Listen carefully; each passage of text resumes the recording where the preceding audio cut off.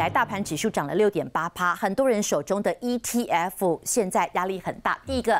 目前为止，我算一下，台股的美债 ETF 有11档，价格还在波段的低点。第二个是高股息的 ETF， 台湾人好爱。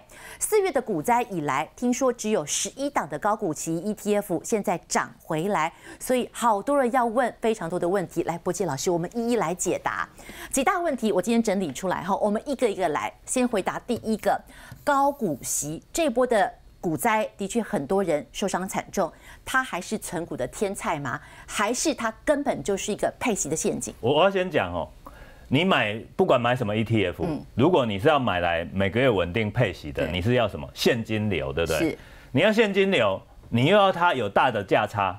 有这种东西，拜托你卖给我，我把我全部的家当都丢进去。去年就是行情带好，大家都本来要存股的，结果后来就冲昏头，就觉得价差也要。我只能这样讲，就是说这种东西鱼与熊掌不可兼得。你看台积电成长性那么好，配出来息只有2%，对不对？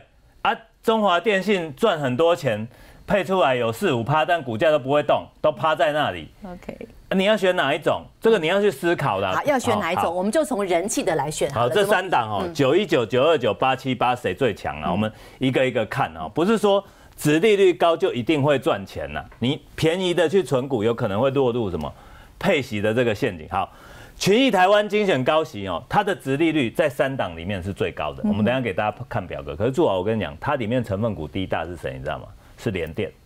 哦，再来里面它有一档那个联发科 OK 的，哦，联发科算成长性高的，可是其他的包括像什么联咏、长荣、长荣航、汉唐、群联，你听完有什么感想？好像他们的成长性都没有这些 AI 公司来的高，对不对？那也就是说呢，它的成分股的成长性好像有点问号了，会成长，但又不是那么会成长，更况且。好几个都是什么景气循环的哦，长荣是不是景气循环？现在受惠这个抢运的风潮，今年可能上半年啊，或到7月会赚很多啊，下半年要是都没货会运，它会不会赔钱？倒后倒卖的掉，对，就有可能嘛。好，这是一个好，再来富华台湾科技优息有，它主打 AI 跟高息双主轴，但是里面的成分股有一些啊，像联发科啊、广达这一些，AI 已经涨上来了。啊，这些 AI 股它会不会把它卖掉，还是它要续报？这个也是一个问题嘛。就是说，你要去想，它算是这3档里面 AI 最多的啦。也就是说，如果 AI 来了，这3档要选一个，我会选它了。好，那再来哦，国泰永续高股息是它的成分股哦，因为这3档里面，这3档共同都有，我记得有联电、联发科啦。好，那它是比较稳健配息，可是市场都说你这个是慢牛啊，涨很慢啊。但是如果你长期来看，好像又比这2个又差不到哪里去。原因在哪？我们来看下一张表格就好。我们直接看下一张哦，你看哦，如果我们从最近一次的配息来看，哦，群益精选高息配0.72， 878配这个0.47， 929富华的配0.07，单次殖利率来讲，最好的是谁？是919，有3%，然后国泰有2.3%。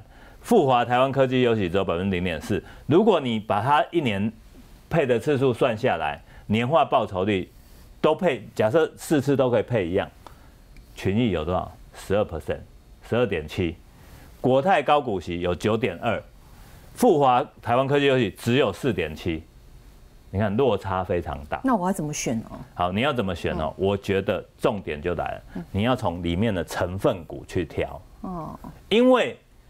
假设它的成分股是 AI 多一点，行情来的时候，那一档高股息它会涨得比其他2档还要快。还有一个就是说，大家都在讲嘛，如果它的持股都没有涨，又要配息了，它怎么办？拿收益平准金。他拿收益平准金，就算他有时候他也会卖里面有赚钱的股票拿来干嘛？有价差然后去配息嘛。所以大家就会讲嘛，这个收益平准金的这个问题嘛。然后还有一个。如果配息出来，单次殖利率假设3.19算很高，对不对？我一窝蜂在配息的前2天跑去买它，我是不是也不够配，又要收益平准金？这都是问题啦。也就是说，高股息经过的前2年大家的一窝蜂以后，我觉得现在投资人已经比较冷静了。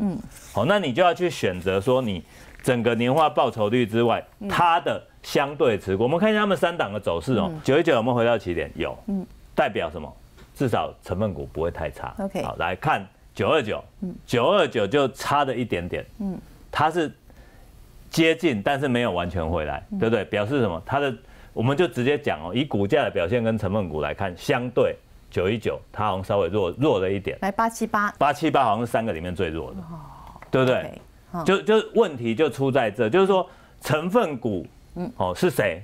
那会影响到它股价的表现嘛？再来是配息也会影响到它股价的表现嘛？这个都是你在买高股息必须要考虑到。好，这是第一题，来高股息。第二题讲到了 AI， 大家就要问了 ，AI 代时代来临，你要我们选中，如果现在 AI 在浪头上要选 AI， 但是我们怎么去挑我手中有的到底是真 AI 还是蹭 AI 人气？好，这一题其实算简单了，为什么？因为之前我一直跟大家讲哦。所有的 ETF 里面，全台湾只有一档最特别的，它只有10只成分股，叫什么？同业 FNG 加00757，这一档呢，就是美国最强的10只科技股，里面有辉达、有 Meta、有 Google、有苹果、有这个博通哦等等，这些是全部都是 AI。所以这一档你说它是真 AI 的话，其他大概都是蹭 AI 了。原因在哪里？我假设0050好了，0050里面有台积电、广达这些都有，对不对？是不是都 AI？ 但我请问你哦，这些 AI 是不是00757这些公司跟他们下单？然后他们做东西去给00757的公司，也就是说，以00757来讲，它是最上游啊。台湾的 ETF 全部都是下游啊，都是中下游。所以你说真 AI 是谁？我直接给你答案，就是00757而已啊。OK， 对不对？好。那你像00881啦，00881国泰台湾科技龙头，就是我们讲的台积电啊、鸿海啊、广达一网打尽 AI 主流，它是不是真 AI？ 它也算真 AI， 可是你跟00757比起来，它就他们在帮他代工，是对不对？它是核心，就 AI 核心，对 AI 核心，纯度最高嘛，直达 AI 核心，所以如果你要买真 AI， 你其他都打叉的，你就买这一档就好了嘛，就买757就好了嘛。好，那。当然，重点是大家在看嘛，辉达的 GB200、300这些爆单了，谁会受惠，对不对？所以我说，如果纯粹真正 AI 的龙头，那你就买757。可是你说啊，这个美股我觉得波动太大，我心脏受不了 ，OK 嘛？00881也可以。啊，00929富华台湾科技优息，没有台积电啊。对，有 AI 嘛，可是没有嘛。好，00941中信上游半导体有没有台积电？没有，可是。它都是什么高度相关的？它里面很多日本的公司那些是台积电制程要用相关的，所以这个东西呢，你也可以把它看作是什么？这一些是台积电会跟他们买东西，然后来增加业绩，对不对？但是相较00757来比，还是757强啊。了解。所以我觉得这样去看待 AI，你就会很清楚，我到底需求在哪，我要买哪一个。好，所以你买的到底是真 AI 还是蹭人气，或者是说我们说没有这么核心的？好，大家来挑挑看。来，第3个问题，最近好多人要问，0050要分拆了1分4，有变便宜了吗？好，当然有嘛，它1拆4，对不对？对。现在1张是180块，你除以4。对对，就4万多嘛，所以5万有找嘛。记得哦，6月18号之前，大概好像11号到17号是分割暂停交易，18号才重新开盘挂牌交易。OK， 所以你要记得最后买进时间。如果你要参加分割的话，重点来了，现在1张是不是18万？价格是180块，对不对？以后1张是几万？以后一张是40块，是4万，对不对？可是呢，你原本有1张变成4张，所以你乘出来还是一样18万嘛。对，也就是说总市值没有变，单位变多，也就是说你本来买到1单位的0050，你现在只能买到多少？0.25单位。好，分拆之后对我像本来就有在存股的会有影响吗？好，其实没有影响啊，因为你的总市值没有变嘛。但现在重点来了，就是说分拆以后对于散户来讲，他就会觉得。股价低了，对不对？对，我是不是比较好买？好入手。可是你要想得住啊，它现在180块代表的是2万点，以后是40块代表的是2万点，一样都是代表2万点，可是股价变低了，好便宜。它会对你有一个影响的作用，就是这个2万点好像没有那么恐怖。所以你的直观就会觉得好便宜，你会觉得很便宜，可是它代表的风险都是2万点的风险。所以你的意思是说，这个会让大家对于风险有一些轻忽了？一定有人会因为价格变便宜去轻忽的风险。哦，这样你懂吗？所以我说，股价的高低不等于总市值估值的高低。好，那拆股有没有拆息？你要这样想哦，它现在1拆4，对不对？可能以前1张可以配1块，但是因为1拆4以后，1张就只能配多少？配0.25块。你要买到4张，你才能配到以前的1块嘛，一定是这样子嘛，对不对？所以这个殖利率来讲，就有可能会降下来。就是你如果没有买到4张的话，你只有买1张，你相对你的股利会变少啦。好，那重点就是说，殖利率能不能维持一样，还是要看它里面成分股的绩效。好。那高价的高股息，如果以后有高股息涨多了，会不会跟进？那就是因为它就是把它拆到很便宜，让你说大家都买得起嘛。因为0050的目的就是在于说我把它股价降下来以后，大家都买得起，这样子好。所以它是首例的拆股的 ETF，后面整个涨跌还是要看加权指数的变化跟表现。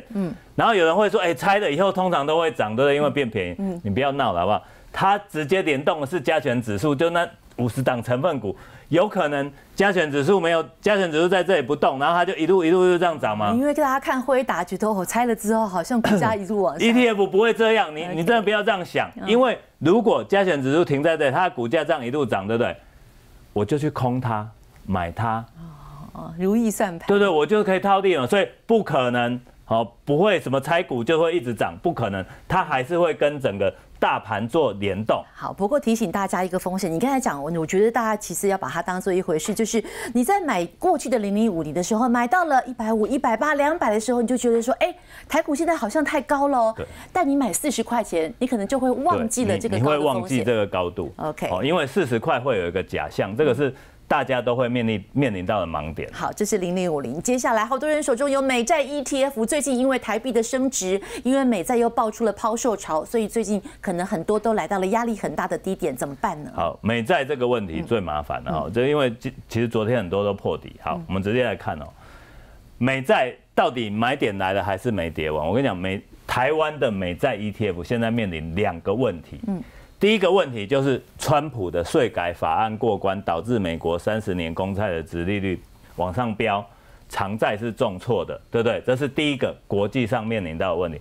第二个是什么问题？是台币大升值的问题，就是因为这些美债它都是台币换成美金出去买债券，对不对？那你要换算回净值的时候是什么？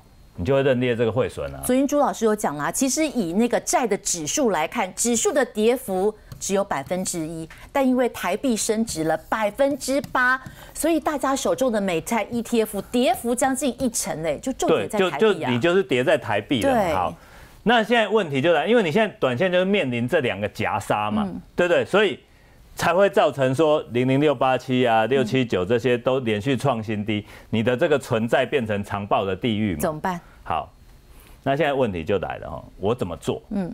那你就要去想。第一个你先去看你手上的债券占你总资金的比重是多少。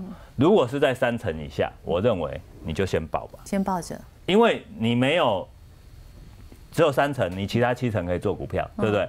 你就不会有这个我现在要做股票全部卡在债券的问题。可如果超过3成、4成、5成，甚至更高，你又想要赚到短线的钱，你只能忍痛砍。你就是要部分停损。所以你意思说，现在这个美债的价格可能还没有到底，还会有一波的压力吗？你如果川普税改法案过关，这个债券殖利率回来了4.5%好了啦，回来了，反应完回来了。我请问你，台币现在什么趋势？还在升嘛？台币还在升，这些美债 ETF 会涨吗？不会涨。所以他们很倒霉，就是说本来好好的没事的，结果一个台币莫名其妙升了8%以后，这些全部都破底嘛。好。那另外就是降息的这个问题嘛，你降息如果没有比预期来得快，那债券价格也不会喷啊，对不对？但是如果降息不如预期快，那代表我们现在的目前的息还可以锁在那边啊，比如说有5%、3%，对，是没有错。但我的意思就是说，你要这样想，如果联准会降息以后，对不对？债券的殖利率是会跟着同步下降，价格就上来了，价格是不是就会上来了？OK， 那你要领息还是要赚这个价差？懂，对不对？那我会觉得啦哈，以目前30年长债殖利率在5.1%来看，再加上川普税改法案，正常来讲，下个礼拜3之前，债券市场只要没有连续性的破底，没有连续性的重挫，应该这个利空就会反应完了。那照理来说，应该短线就没有什么大的利空。应该是买点才对。问题就出在台币。如果美国这边没有利空，结果台币呢一直升，那我跟你讲，你天天都有低点，天天都便宜。好，那有的年轻人会当存股在存美债，对不对？我是这样觉得，你是年轻人的话，你像你这么年轻，对不对？18岁，你要做的事情是什么？你应该是买股票，不是买债券，买风险资产。因为你可以承受风险嘛，钱没了你还可以再赚嘛。可是如果是50、60岁的就不行嘛，对不对？因为可能他就已经要退休了嘛。也就是说，越年轻的年轻人，我认为啦，我建议，你要多投一点在风险性资产里面，甚至30岁之前都不要去投债券了。你就是买股票跟他拼嘛，你才有机会嘛，对不对？等你年纪越来越大，我才是摆一点。可是你看经过了这几年的这几次债券这种重挫的东西的时候，大家开始看出来。债券不是稳赚不赔的，台币升值也会赔，一个税改法案一个什么问题出来都会赔，所以大家要去思考，这个资金配置才是一个王道。好，最后好多的一个 ETF 最近在调整持股，柏捷老师特别要我提醒大家，你真的懂你买了什么吗？怎么懂？有人说这个 ETF 选股是一个黑箱啊，有盲点啊。但我跟你讲，你如果去仔细看它里面的公开说明书，对啊，它不是都有公开说明书，它都会跟你讲。但选股逻辑都有啊。对，但有人会讲黑箱，原因在哪里？你根本不知道这一次他照他的逻辑选出来会选谁了。是在问题是出在这，就是说，比如说之前他有标榜高股息的高殖利率的，然后他也选股逻辑有告诉你，但是选出来，殖利率只有2点多%、3点多%。对，有可能嘛？就是说选出来不如你预期嘛，因为这个他每次要换股的时候，都有人会去赌这个。然后就是想吃豆腐或干嘛，对不对？出来都不如意。你像这一次的919群益台湾精选高息新增了17档，删了7档，它的成分股从30档变成40档。那这个东西你事前你猜得到吗？你一定猜不到啊。那新增的17档，你一开始你也不知道是什么，可是等到它确定纳入的时候，比如说像00940，这一次纳入了3家航海王。那我要问你。航海王现在的位置，你把它纳入没有错，他去年赚很多，今年会配得不错，对不对？可是今年你确定他明年能配这么多吗？那有没有可能他纳入航海王的时候，航海王它的股价买在相对高点，然后买完还没到配息的时候又跌回来了，结果他为了赚高息赔了什么价差？有没有可能出现这种问题？也就是说呢，大家在看这些。ETF 不管是高息或是什么的，如果他1年2次再换股，对不对？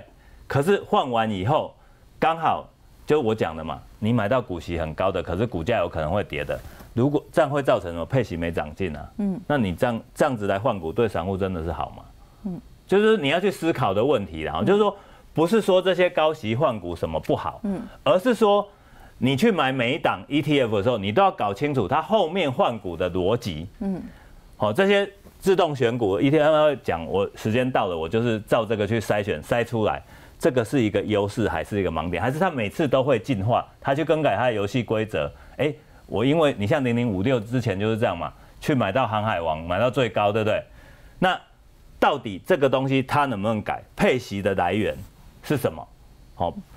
稳定的配息不等于稳定的报酬啦，因为就像我们刚才讲的嘛，你有可能会什么平准金在配啊，你不是这个真正股票配的息，让它净值变多以后，我再配回来给你。也就是说，这个东西，当你在买 ETF 的时候，它的选股规则很重要。那我会建议的就是说，现在 ETF 真的太多了，每个人都要先清楚你的目的性在哪。如果我是要什么，我就看好指数，那就很简单了，我就买市值型的。我真的是要稳定的现金流 ，OK， 你就看清楚到底我是什么00919啊、929啊、878啊、940，这每一支看完它的选股逻辑，哪一支符合我的投资标准，我去买。这样你就不会有这种问题嘛。你不要搞不清楚，买完以后才在说怎么这个也不会涨这一波。这个跌下来，它没有回到原点，为什么？你就不会有这么多问题哦。这个做功课才是一个王道。好，清楚，谢谢博老师，请回座了哈。这是最近市场上提出 ETF 的几大疑虑，一并提供给你做参考了。但是接下来我们换个角度哦，如果最近高股息的 ETF 在积极的大换股，那已经拍板定案，确定要纳入了，这股价被动式的买盘会把它买到哪里去？比如说刚刚举例子的万海，休息一下，志珍告诉你。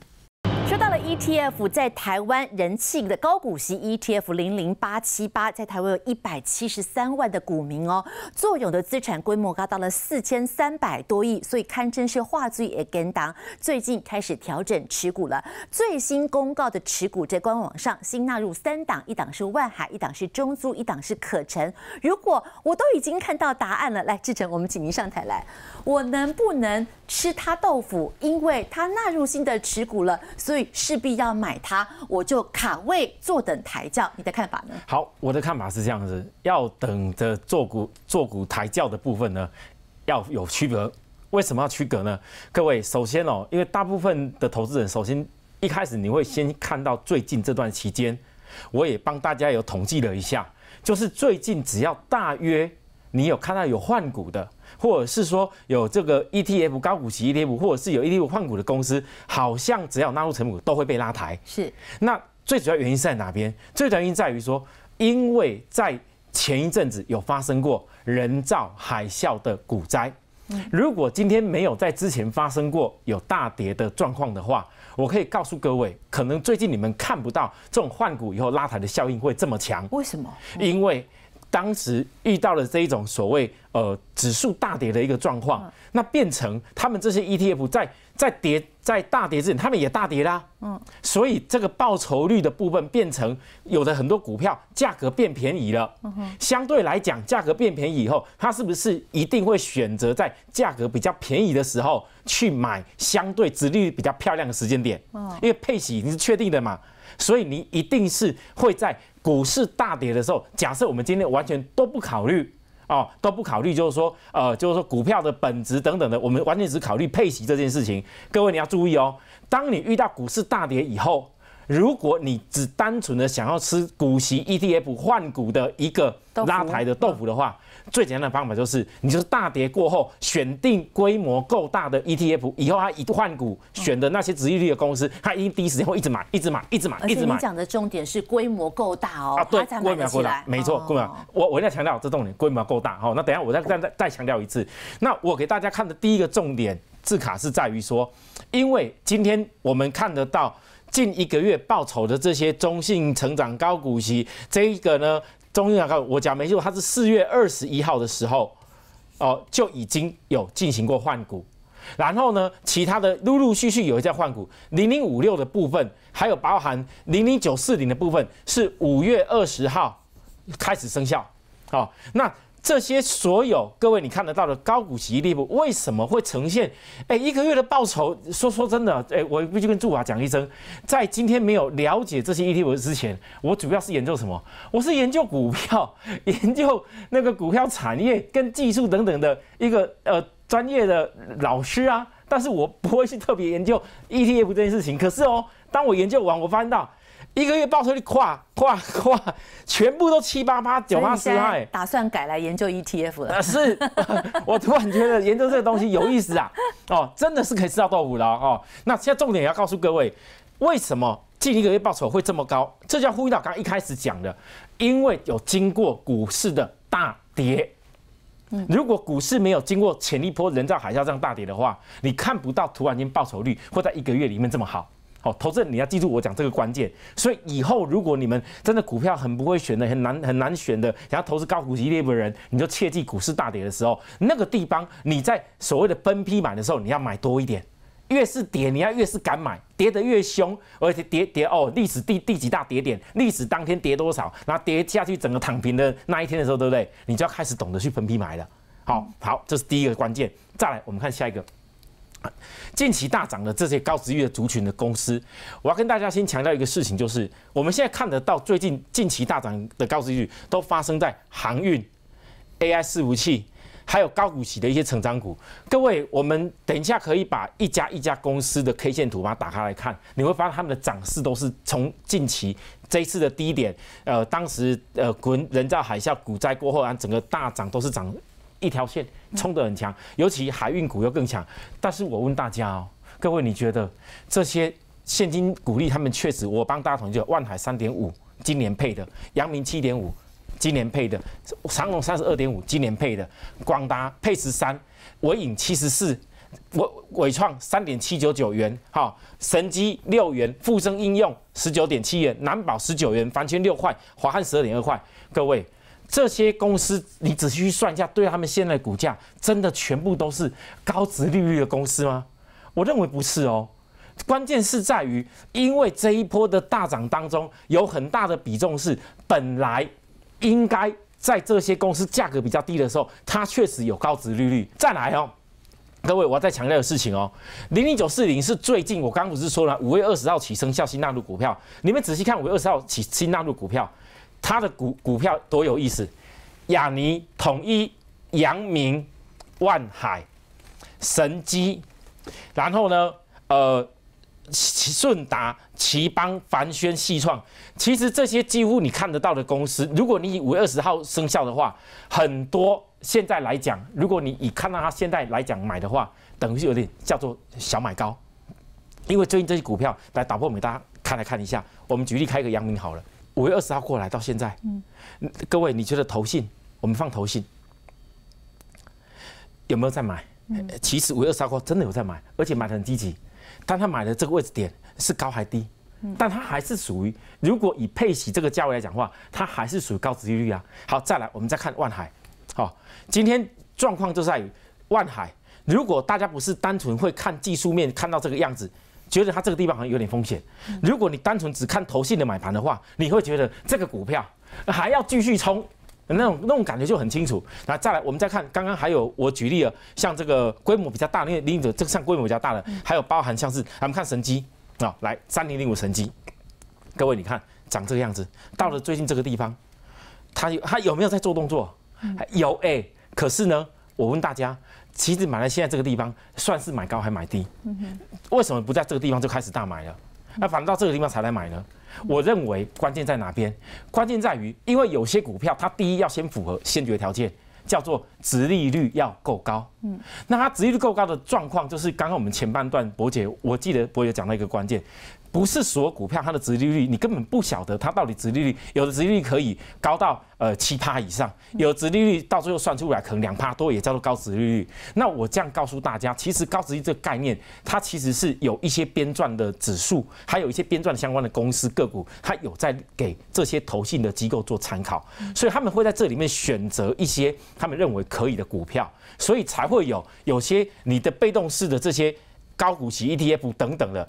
如果你单纯只讲航运，我个人我坦白说，我觉得今年的航运真的说会有大成长性吗？没有。如果你就配息角度、殖利率来讲是 OK。那 AI 伺服器有没有成长性？这个有。然后我们再看高股息的一些成长的公司，你神基、富盛用、南宝、凡轩、华汉，你看他们一些营收，其实这个也有成长性。那我现在跟各位提醒一个关键呢，我们看下一张字卡，被动型 ETF 跟主动型的基金的那个买法其实是不大一样的。首先，各位要先了解哦，被动型的 ETF 它是追踪特定的市场指数，好比说高股息的指数、台湾50的指数等等的，或者美国的一些 S&P 的500的指数，它会追踪指数进行被动式的资产配置。涨的时候，它资产配置要多；跌的时候，它资产配置会少一点。通常纳入跟删除的公司都会出现一种状况，就是一定时间的一直买进，或者如果已经剔除掉以后，它就会一定时间的一直卖出。所以我要先告诉大家，第一个重点就是，如果当你的手中目前的持有的股票刚好遇到有这种大规模的基金，它给你纳入所谓买进的时候，第一件事情，你先不要急着把这个股票卖掉，因为它会有一段时间的分批的1天、2天、3天的一直在买进。同样的，如果你遇到你的持股是有这种特定的被动型 ETF 把它剔除掉的话，你一定要注意，你当下知道第一时间就要赶快卖掉了，因为它之后会分不同的每天的时间一直卖呀卖呀卖呀，一直把它卖掉。到时候你会呈现你那股票就是很明显被它给卖到掉下去了。好，那我要强调的又一个关键来了，既然被动型的 ETF 它会是一段时间的一直在买进的话，它不可能一天就买完。那这是不是当中会出现一个所谓股票的一个价差？因为它是价格，它会一路的一直买上去。我认为这当中有一种现象会发生，而且是投资人你要特别注意的，也就是如果一个同样的被动型的基金投信的公司，他们有主动型的基金，同样的投资标的跟被动型基金也是一样的时候，请你要记住，那个时候就是你开始可以吃豆腐的时候了。为什么？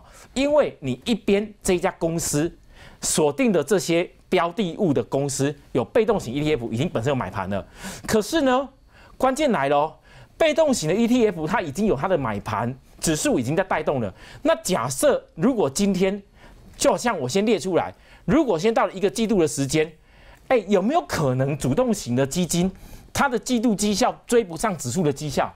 有啊，你经过股市大跌以后，结果它的绩效不好，那到时候如果季度一个绩效快要结束了，我们之前大家常在讲说啊，投信哪个季度要结账了、做账了等等，有没有哈？我提醒大家。通常投信会做所谓的做账或季底做账，它一定会发生这种现象，就是很明显的，如果季度绩效很明显的追不上大家平均指数绩效的时候，请你要注意，它一定会做一种动作，就是加入被动式 ETF 的持股。那的持股的时候，就像最近大家看到的万海，看到的阳明，看到的一些航运，我认为还有包含 AI 的广达等等公司，有很大的成分是主动式基金的部分，它也在开始加入这个阵营，一并的同步在买超。但是同样的主动型基金，我必须告诉各位，它有个缺点，你如果遇到指数波段大跌的时候，它持股会有被迫强势停损的压力。那这种强势停损的时候呢，就像前一波那下跌的时候，强势停损出来的时候，你造成所有不计价的杀出，你本来可能这个时候，假设说今天是你不管是买股票投信的豆腐，或者是单纯的买主动型的基金来享受指数上涨的这种超额报酬，坦白说，这个感觉很棒。但是你不要忽略了，为什么有的人会喜欢买被动型 ETF？因为它的波动没那么大。但是主动型的基金它就有个问题，短期绩效你可能到时候遇到大盘大跌的时候，它会显著低于所谓的被动型的 ETF。 OK， 好，所以这个原则告诉大家哈，如果它刚纳入的时候都会有一段的趋势，刚纳入买进的话，可能会维持一段时间一直买进；被剔出的话，可能会有一段时间都一直买。然后另外，如果现在主动式的，比如说投信要开始做账的时候，绩效不够好，他就会去追那些对，没错，同样投信有发行的成分股。举例，可能有谁？我们一个个看，达利我讲快一点。目前的技术面，它叫月季线向上。通常这种情形的公司，如果它被纳入了所谓的这种被动式基金买盘的时候，你要切记一定要跟，因为它相对比较没压力。那有些呢还没有突破季线，那有些呢是月线向上，像亿光月向上，季线还没向上。那微健是月线向上，季线走平。那顺达是月季线向上。通常只要月季线向上的，在我认为都是拉回的时候，应该就可以思考去做投入的时间。那有的公司还没有突破季线，或者没有同步两条线都出现这种强势攻击的时候，你就默默的等投信买差不多的时候，它到时候都加速买进的时候，那个地方都出现向上的时候，你再进去动作就可以了。清楚了，谢谢志成，请先回座了。接下来主题我们延续着，如果台币维持着升值的趋势，这股热钱会带来台股什么样的新主流？休息一下，正华预告。我们今天录影的同一时间，美元又向下探底了。好，目前最新的价位在99.374，连续3天越来越低，还要再探一次今年4月份的前低97.921吗？同一时间，美元的弱代表台币的强，台币最近很明显要守30块钱，但是这2天好像都有意图要向2字头靠拢，所以守得住吗？这一波大家对于台币特别的惊慌，因为出现连续4天大幅升值，超过了2块钱，所以专家不断的提醒，这是特例。伯杰老师有说，其实台币缓缓的升并不是坏事。正华老师更告诉大家，过去几次在台股创下辉煌新高的时候，台币对美元都在相对的高档哦。好，所以正华老师，请您上台来。这一次我们要怎么样重新来看待美元的指数？现在持续的探底，台币一直升，接下来台股哪一些新主流？那我觉得这其实好事啊，就是说我们过去的经验哦，台股在创历史新高的时候，很多次都让我们看到2字头的台币嘛，对不对？你看像那个，比方说疫情的时候，当然很多的资金回流回来台湾，有一段时间很强，对不对？然后那个时候当然又适逢了所谓的美国又无限 QE，哇，那个时候冲过那个12682，你看，其实在很久以前哦，30-40年前，那个时候第一次看到那个12000点的时候，当时台币也是强的。很多时候都是这样，所以这里要来讲好几次了，都是这样。比方说亚洲金融风暴之前有一个10256，亚洲金融风暴当时不是说贬值吗？就是因为你强很多长一段时间贬才变成风暴，那表示说你在冲高的时候，相对来讲货币其实是正向的。所以弱势美元它并不是一件坏事，只是说一开始的时候大家很不习惯，太快了嘛，因为它慢慢来啊，这次太快了。但是经过了2-3个礼拜，大家想一想，不对啊，奇怪了啊。这个几个价位我们以前都见过啊，又不是没见过的价位。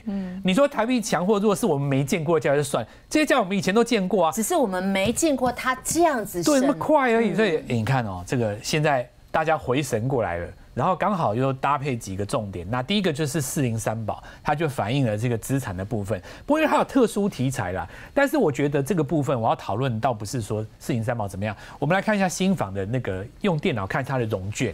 我们看它的融券，所以是筹码面。对，因为这个事情是这样子，一开始的时候大家会觉得说，啊，你就落脚在40啊，说不定炒个短线。那你看哦，大概从第2根跳空开始，就有人去空它，第3根也有人去空它，第4根又去空它，那糟糕了，越空越多。重点不是你几张而已呢，重点是心态，就是大家没把这当一回事，对不对？就是心态。张数多少是另一回事，就是大家很多一开始就觉得说资产股还好吧，不怎么样吧，结果看一看到今天为止不太对哦，好像有点那个样子哦，就是台币强势的状况下，本来资产股照理来讲是正面的啊，那这个就变成说多头不放人了。所以这个如果空单不退的话，多头就不追了哦。因为你看哈，有的人他也许不放空，但他不追。他不追就变成筹码咬死嘛，对不对？这个就变成一直喷，这个有一个情况就是说，你不见得会，当然一定有一个高点嘛，对不对？可是你会形成一种不怎么拉回的状态，然后扩散开来，慢慢扩散开来。所以我觉得这个部分新房是当然一个重点。我回头来，我们回到那个字卡来讲说。这个台币强势这件事情哦，它会慢慢开始变成认同的人越来越多。那我觉得第一个哈，就是说纯粹的403宝，当然我们回头来看市电，它本身是有题材的嘛，对不对？重电加上资产，然后它是这个我们说台电强韧电网的这个对象，这个我们就还有一个那个说美国大这个电网的这个概念在里面，对不对？基建在里面。那当然我们这一次我们看到那个520的讲话，有讲到一个。多元绿能，对不对？多元绿能，所以其实照理来讲，题材都是对的，只是说这个重电的部分，它在前年的时候涨很多，然后去年拉回的时候，因为很多腰斩嘛，大家不太敢去碰那个腰斩股，怕它好像上面有套牢。但现在看一看不对，你看这个黑棒拉了2根上来以后，一定有人认为说啊，你看。只要黄仁勋出来公布在40啊，你就利多出境，结果利多没有出境，换手看起来有要再上的样子。来市电我们也同样切为 K 线，市电在这一次因为刚好遇到前高就在最近这个价位，你觉得市电现在的操作要采取什么样子的攻略呢？这个就是一开始有人隔日冲想说拉一段就跑嘛，赚1根涨停就算了，结果现在发现说短线的下车了以后它不回来，那就有新的买盘接走了，这个应该会变成有机会去挑战年线站上去。它如果站上去年线的话，就比大盘强了。大盘现在在年线的关口嘛。好，所以这个有机会哦。那所以说台币也强势。那我们再来看这个旅游股。旅游股的话，普遍大家是这样认为哈，就是说台币真的强势的话，那驻华你就最清楚。出国变便宜。对，有这种感觉吗？本来不想去，都开始有点想要计划了，对不对？所以这个大家就回想说，哎呦，我去年去的时候换那个什么钱，对不对？如果我今年去差多少，想着，大家就认为说，暑假以后说不定这些会迎来新的这个题材嘛。那本身当然也是因为3富跟这个5福哈，第一季出来确实是漂亮，因为4块多，以现在的价格来讲，当然我们说第一季是旺季，这很正常哦。可是现在看起来的话，暑假好像又有一个台币强势的题材在里面嘛。那这几只股票，我认为说5福是有机会跟上。你看5福很不情愿创新高哦，但是。怎么打好像打不下来。哦，但我算一算哈，因为从股灾到现在，这个是1倍耶，好，这个是很1倍耶，对，讲实在很多。我不能讲说这个没有涨，对，我必须讲实话，确实涨不少了。OK， 但是我们也要说一句真的，4000多点分到1倍 OK 吗？你说你涨了500点，你涨1倍，或许对不对？你涨4000点1倍，好像又还好。那你说4000点都没有涨，反而应该要激励你涨一下。哎，3福跟5福价格差不多，你会选谁？我现在是这样子哦，其实股票应该是要买正在动的啦。所以短线上我觉得应该是3福比较占优势啦。可是如果说5福他愿意来做表态的话，那我所谓的愿意做表态，除了价格之外，我希望这个成交量再创一个新的量出来，那我觉得我就会去追5福了，因为它这个有点后发先至的味道。好，这是弱势美元，对，不用怕哈，它有一些除了自己强势台币之外，自己个利多。第二个逻辑是什么呢？好，那我们看一下，很多都是所谓台湾的概念股哦。所谓台湾概念股，就是我们上次有讲到一个，比方说台湾的智慧财产权，你像今年游戏股很强，对，这些通通都是属于我们国内内需，只要是你台币强的，其实我们都是属于受惠嘛。那因为什么跌跌撞撞呢？因为你稍微有点创高，没有信心的人就卖掉，他就觉得这不是主流，我要 AI， 跟我讲 AI 的，不要讲台湾，我要 AI， 每个人都讲我要 AI 的，就发现说涨高就卖掉，好像都卖错了。越卖越高，你知道？现在回来就变成只要再买回来，它就变成红红黑黑，红红黑黑。像今天爆量的万海，就一定很多人想要解一下。这个高档爆一个量，阳明还长黑。那因为阳明它比较礼拜4融资大增啊，那没办法，今天就洗一下嘛。这个走掉会不会后悔？我认为这个还有机会挑战高点。这个但是礼拜1有点危险，因为它这个高档有一点像夜星嘛，它这个有可能会去测一下红棒的低端，然后再换手上去。因为万海现在作为指标，因为过去货柜三雄里面它通常都比较活泼，这很妙。有时候比财报不见得第一名，比涨幅都会第一名啊。那所以万海它作为指标，它应该有机会要换手再上。那我觉得阳明可以看一下，阳明虽然说今天下来洗融资，礼拜4的低点没有破嘛，主要就是大家会期待啦，就是我们这次讲的提前拉货潮，那后面就可以看一下这个走势。所以2选1，你会选谁？万海，因为它动得比较。对，而且万海，而且三雄不怕滚量，3年前我们就看过它滚量啦，每次都爆大量，后来又有更大量，对不对？然后再来我们看一下浪反，这个是比较特别，这个真是台湾的概念股啊，一大堆直播主在里面嘛，然后到处都有广告。为什么要讲这个跌跌撞撞？就是说每次你涨到一段时间出现黑棒的时候，就觉得它好像涨完了。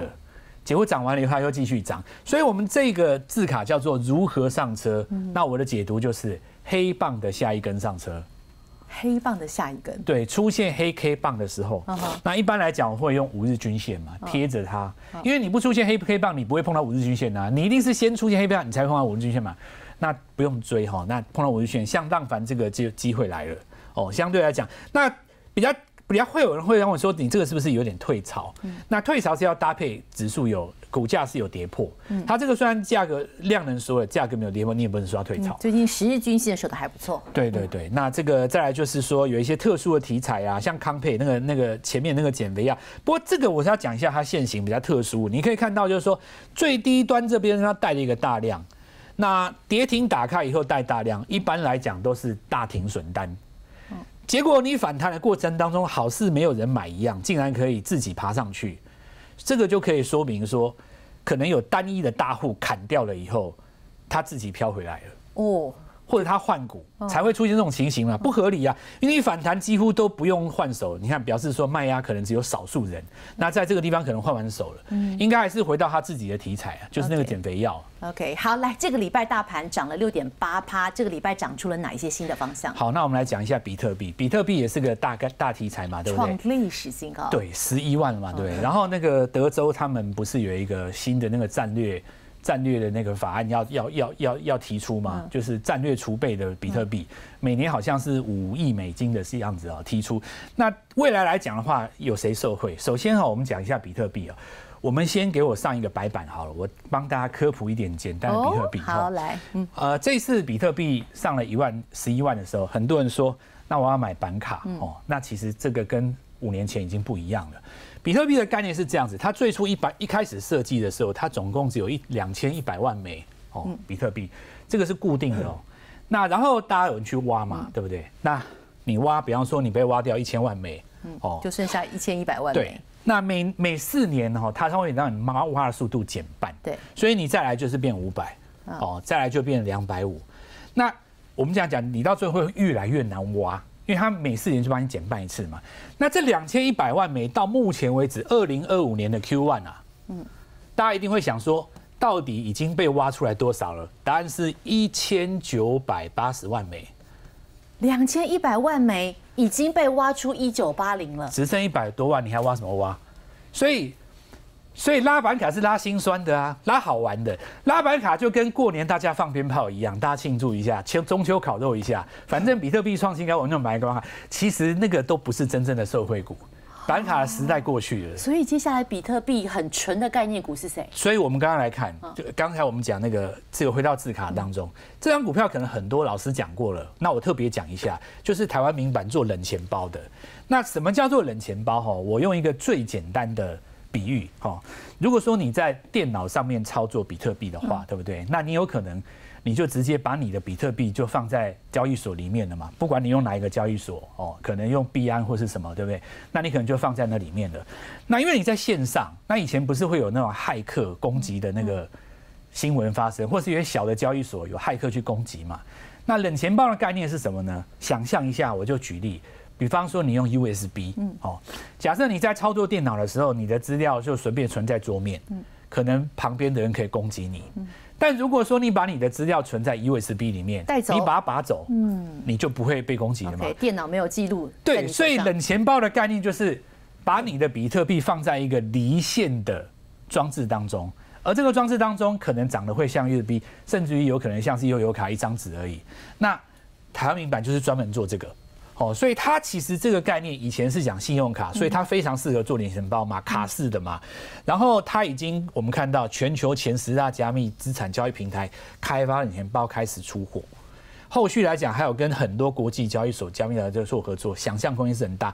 目前来看的话，因为比特币它现在是上到11万，它这个从低档区刚刚才涨2天，我是认为空间还有很大的空间，因为它是等于是算真正比较纯的受惠股。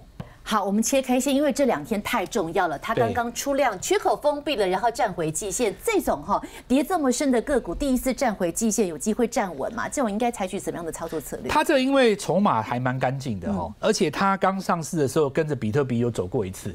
目前比特币11万大概在这个位置你看比前高，所以它刚刚涨2天来讲，等于是周 K 棒的第一天嘛，后续应该是有机会挑战那个前面的高点。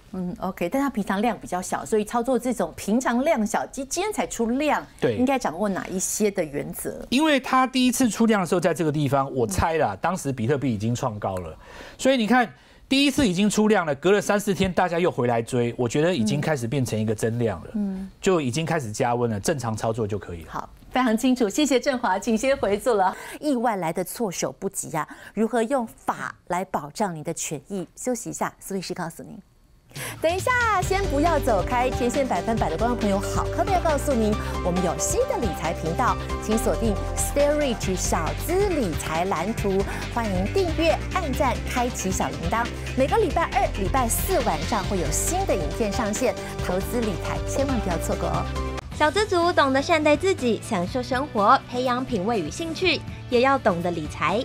做聪明的消费者，每一笔花费用股票、ETF、基金。无痛增加被动收入，做有原则的投资人，每一笔投资靠纪律、胆识、理性，降低风险，赢得报酬。Stay Rich 小资理财蓝图影片每周2、4晚间上线，我是于林，陪你一起分享财富自由。记得按赞、订阅、开启小铃铛，才可以掌握最新资讯哦。